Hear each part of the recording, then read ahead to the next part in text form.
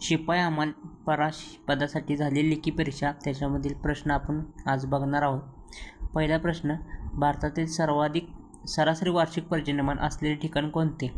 तर भारतामध्ये सरासरी वार्षिक पर्जन्यमान असलेले ठिकाण मेघालय या राज्यात असून त्या शहराचं नाव आहे मोसिनराम.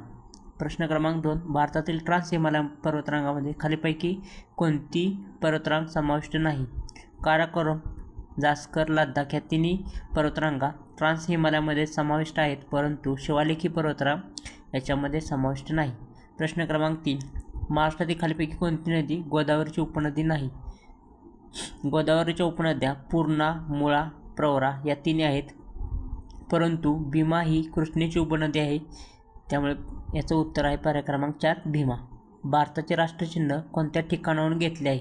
भारताचे राष्ट्रचिन्ह सारनाथ या ठिकाणाहून घेतलेले आहे. चंद्रयान-3 मोहिमेचा उद्देश काय होता? याचं उत्तर आहे पर्याय क्रमांक 3 चंद्रयान-3 मोहिमेचा उद्देश चंद्राच्या दक्षिण ध्रुवावर चंद्रयान उतरवणे हा त्याचा मुख्य उद्देश होता. PDF चे पूर्ण रूप काय आहे? PDF चे पूर्ण पोर्टेबल डॉक्युमेंट फॉर्मॅट हे आहे.